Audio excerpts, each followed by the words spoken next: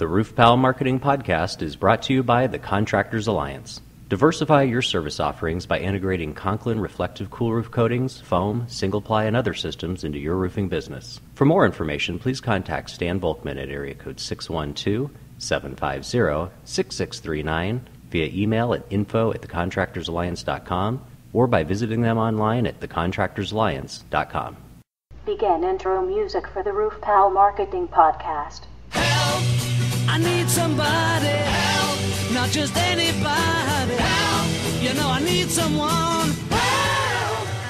And welcome to another edition of the RoofPal Marketing Podcast. I'm your host, Chris Walker. In this episode, I'll explain why you shouldn't use social media to sell your roofing services, but instead to develop relationships with existing and potential customers and simply create awareness of your qualifications to be their roofer. Social media marketing is very different than traditional marketing. You shouldn't log in with the intent to sell your roofing services. Instead, look to create relationships. If people feel you're part of their community, they'll support you and recommend your company to their colleagues, friends, and family. Here are 5 tips for getting started on creating relationships with existing and potential roofing customers using social media.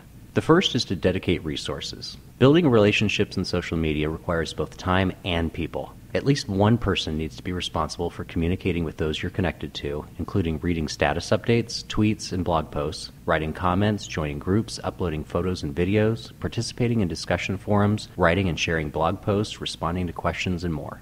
Be real. Building relationships in social media is predicated on trust and familiarity. Be yourself and let your employees be themselves as representatives of your roofing company. Creating a stale, robotic profile, only posting sales messages and links to your website or blog are pointless activities and honestly a complete waste of time. You want to discover a suitable mix of personality and professionalism. Communicate early and often. It doesn't matter if you send email newsletters, write blog posts, update your status, send tweets, or post to a group discussion. Just be sure you're actively communicating. Get a jump start on topics that are hot in the industry and respond to them earlier than your competitors. Communicating often helps to build relationships with your audience so they know that they can trust you'll be there to inform them of the valuable information they need or are looking for. Get involved. Engage your connections with questions and provide relevant context to what you post. People will start to ignore you if what you post isn't a two-way conversation. If people are looking for assistance, point them in the right direction when you can or introduce them to someone who can. If someone posts something that's funny, interesting, or personal, like it, comment on it, retweet it, etc., show them that you're interested in what they have to say as well. Building a relationship requires that you listen more and talk less. As much as you want to spend time promoting your roofing services, that's actually the last thing you should do on social media. It's amazing what you can learn just by listening to what your customers are saying.